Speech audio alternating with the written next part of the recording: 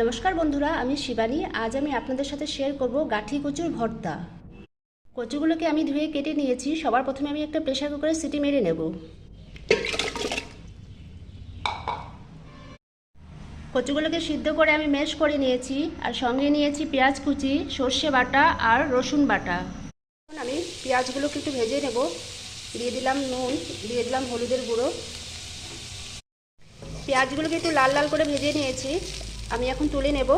এরপর আমি কড়াইতে তেল দিয়ে ফোড়ন দিয়ে দিয়েছি কালো জিরে। এর মধ্যে আমি দিয়ে দিলাম রসুনের পেস্ট,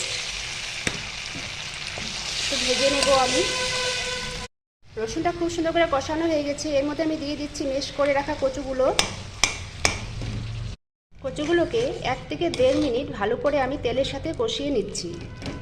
এরপর আমি এখানে দিয়ে দিচ্ছি সর্ষের পেস্টটা দিয়ে আমি আরও 2 মিনিট ভালো করে কষিয়ে নেব। আর সবশেষে দিয়ে দিলাম ভেজে রাখা পেঁয়াজগুলো। আমি পেঁয়াজগুলো দিয়ে নাড়াচাড়া করে নামিয়ে নেব। তৈরি হয়ে গেল আমার গাঠি কচুর ভর্তা। বন্ধুরা, এটা যদি আপনারা বাড়িতে ট্রাই না করেন তাহলে বুঝতেই পারবেন না খেতে কত সুস্বাদু। বন্ধুরা, আপনারা বাড়িতে অবশ্যই ট্রাই করবেন, আর যদি ভালো লেগে থাকে লাইক আর কমেন্ট করবেন। নমস্কার।